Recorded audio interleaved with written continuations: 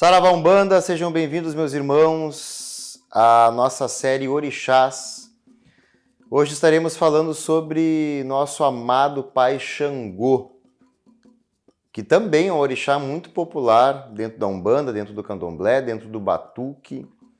Creio que não haja nenhuma dessas religiões sem a presença de Xangô.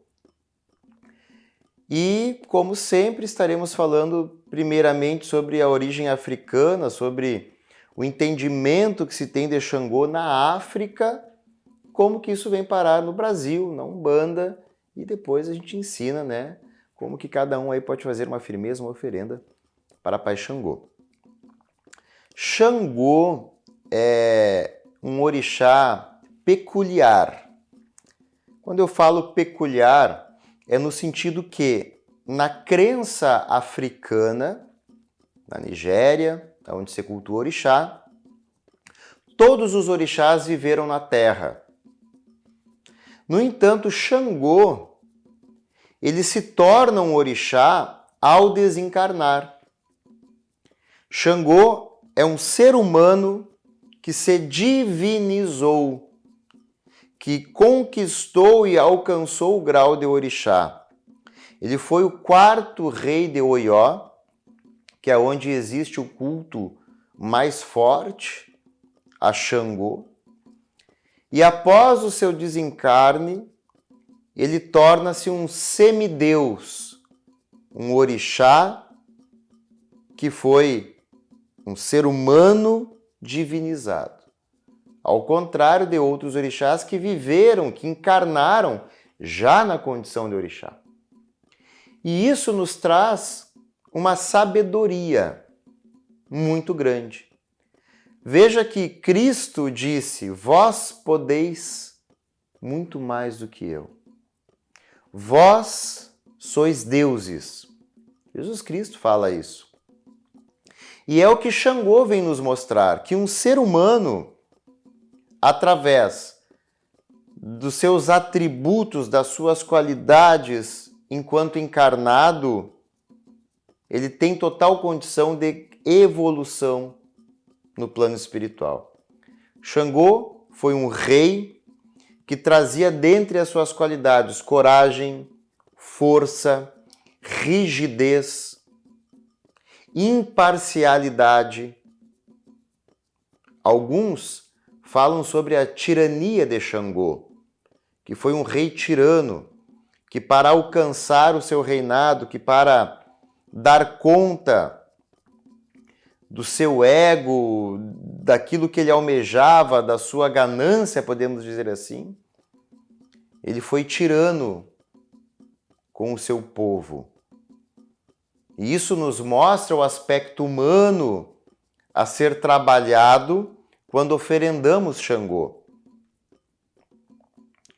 Nós não podemos pegar aquilo que é comum e tradicional, eu sou filho de Xangô, então eu vou ser tirano, eu terei muitas mulheres. Não.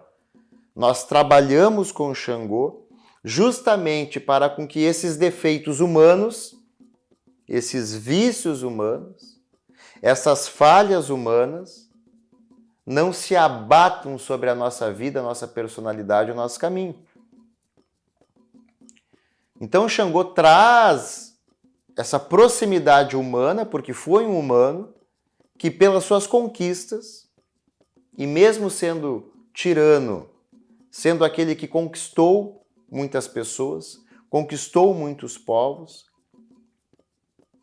alcançou o grau de orixá após desencarnar.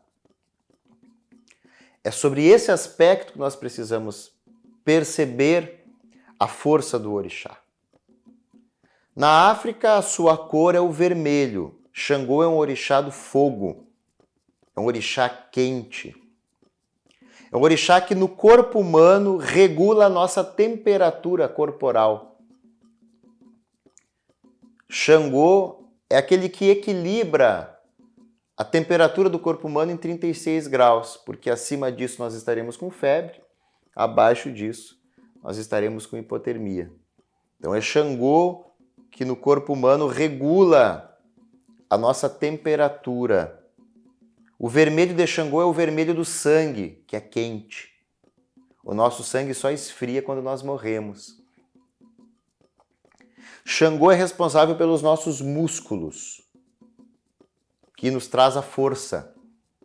Porque Xangô, enquanto vivo, era um homem forte, destemido, aguerrido, guerreiro, temido. Então ele nos traz a condição de força, de guerra, de batalha. Não só Ogum, que batalhou, que é o senhor da guerra, das armas. Xangô era guerreiro. Muitos orixás eram guerreiros. Nós já falamos sobre Obá, guerreira. Nós já falamos sobre Obaluaê, guerreiro. Nós já falamos sobre Oxóssi, guerreiro. Iansã, guerreira. Muitos orixás são guerreiros, são armados. O símbolo de Xangô na África também é o machado de 2 gumes, o oxé. Lá é chamado de oxé, que é confeccionado em madeira.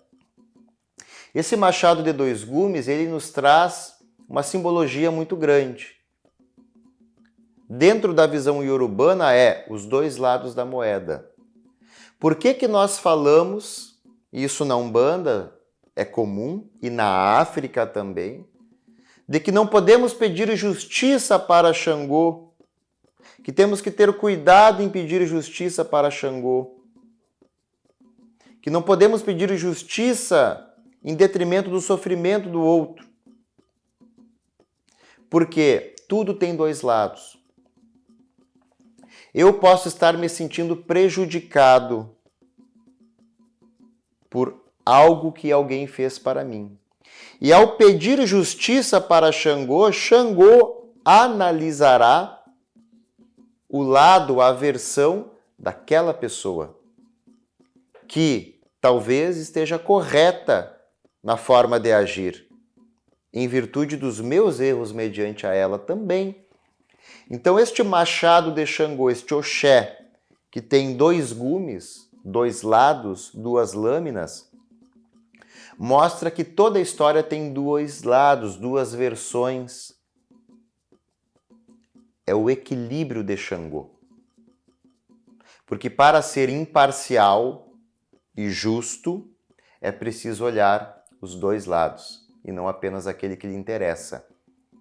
Então, quando pedimos justiça para Xangô, temos que estar preparados para que essa justiça seja feita na nossa vida, no sentido de nós sermos punidos também, ou apenas nós sermos punidos. O machado de Xangô desce com toda a força, nos 2 lados, nas 2 faces da moeda.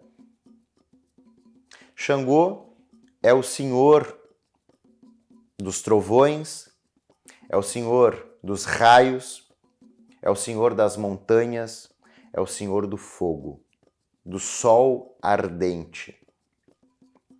Então as comidas, e nós vamos falar sobre oferenda para Xangô, devem ser comidas quentes, com muito dendê, com muita pimenta, que traz essa força quente de Xangô.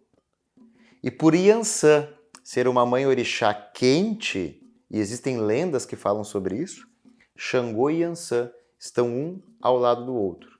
Seus assentamentos devem ser colocados um ao lado do outro. Um não existe sem o outro. Falamos sobre Xangô na África, a força desse orixá, e agora vamos trazê-lo para o Brasil, para a Umbanda, para que vocês entendam esse culto já aqui na nossa religião. Já voltamos. Assista ao próximo vídeo.